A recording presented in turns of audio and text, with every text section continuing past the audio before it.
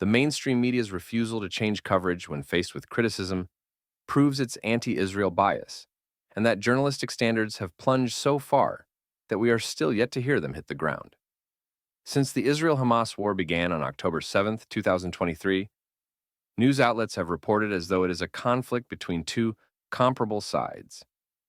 In the name of so-called balance, a mysterious thing reporters chase but never seem to find, they have reported as though the Democratic State of Israel and the jihadist terror group Hamas are equivalent. Only someone who has had a giant octopus suck out their brain's moral center, the orbital and ventromedial prefrontal cortices, could think they are equivalent. Foreign journalists could just be oafs who have no idea about what they are writing. I do not think this is the case, but having spent a career in international journalism, including as a foreign correspondent, I do not dismiss it either.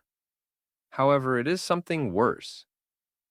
So-called woke wackos are sitting in newsrooms and keeping real journalists out of jobs. Modern woke culture requires not liking Jews and Israel, and it seems to come easy to them. These reporters are responsible for grossly misinforming people around the world about the war, the history, what is going on, what it means, and who is responsible. Foreign media's treating of Hamas as credible, which is as absurd as it sounds, is why Hamas has been so effective in spreading its propaganda, lies, fake data, and jihadism. So-called progressive news outlets, in particular, have been so anti-Israel that they cannot abide a narrative in which the so-called Palestinians have done wrong, and Israel and Jews are the victims. Yet, in this war, the facts show this to be exactly the case. Many people, me included, have been screaming about this since the October 7th attacks, but editors-in-chief have noted our concerns and made no changes. They continue to flood the world's broadband cables with nonsense. Tellingly, they have made no effort to revamp their staff training, hone their reporting, improve their skills, update their style guides, or rethink their coverage, despite the benefit of 15 months of feedback and suggestions that would improve their stories. This is because they have no interest in improving or reporting accurately. They want to write anti-Israel stories, and they are doing an excellent job of it. Legacy media then has the temerity to wonder why public trust in it is at record lows, as if they have not earned it with every lie they have reported. This is not bad journalism. It is malice. So-called progressives are overrepresented among journalists and tend to come out of university liberal arts programs, the faculties of which are scandalously racist, anti-Semitic, pro-terror, and proud of it. These journalists know perfectly well the difference between civilian hostages and mass-murdering terrorists. They know that if they reported just the facts, Hamas would look like the monster it is, and Israelis would look like their victims. They avoid this because their aim is to undermine Israel's legitimacy and smear the Jewish state, because it is, well, Jewish. It is simple to understand, even though it is hard to accept that anti-Semitism is common and acceptable again. Examples of appalling false equivalents abound in coverage of the hostage ceasefire deal. Consider, hostages are prisoners and not equivalent. Some media claimed that the ceasefire involved a quote-unquote prisoner exchange. It did not. Hamas is releasing civilians it abducted as hostages in the October 7th pogrom, while Israel is releasing convicted terrorists, not detainees, including mass murders, who are all but certain to murder more Jews in terror acts. Being unable to distinguish between civilians and terrorists is hardly a mark of genius or moral clarity. False equivalence has infected coverage since the war began on October 7th, 2023, when news outlets had paroxysms over whether they should call terrorists terrorists, in case telling the truth prejudiced coverage and hurt the terrorists' feelings. Everyone knows that in many of today's newsrooms, feelings matter more than facts. It is not about prejudice or ideology. It is about facts and the antiquated idea that words have meanings. Terror is a tactic, not an ideology, and it is indisputable that Hamas uses terror as a tactic, so they are terrorists. This is a fact whether one agrees with their ideology or not. Here is a radical suggestion.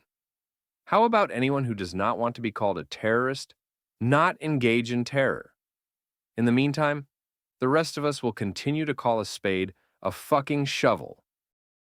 Leadership teams in many newsrooms have been so worried about their reporting being quote-unquote balanced that they have done all kinds of metal contortionism to pretend that Hamas terrorists attacking Israel and uniformed Israeli soldiers defending Israel are equivalent. This often gets written up as fighting broke out, as though wars are like inexplicable acts of spontaneous combustion. Factual reporting, which older folks may remember, should state which party started it, which party responded, and verify the information. If Israel was the aggressor, the media would present this with more bells and whistles than the latest Tesla. It is only because Hamas is the aggressor, and boastfully so, that we must endure this false equivalence and irritating reporting in the passive voice. Reporter, editors, and producers who cannot get something this fundamental correct should consider an alternative career, perhaps as sappers. Also, not equivalent are civilians killed purposely and accidentally.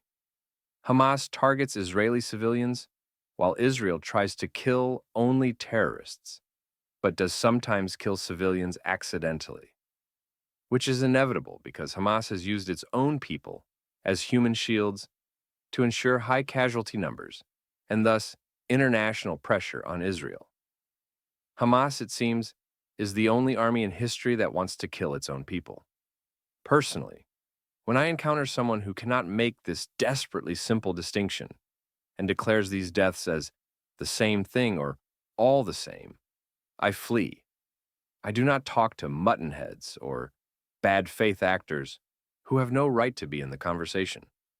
Another favorite false equivalence trick concerns the way reporters quote religious and political extremists from both sides in the name of balance. This is deceitful.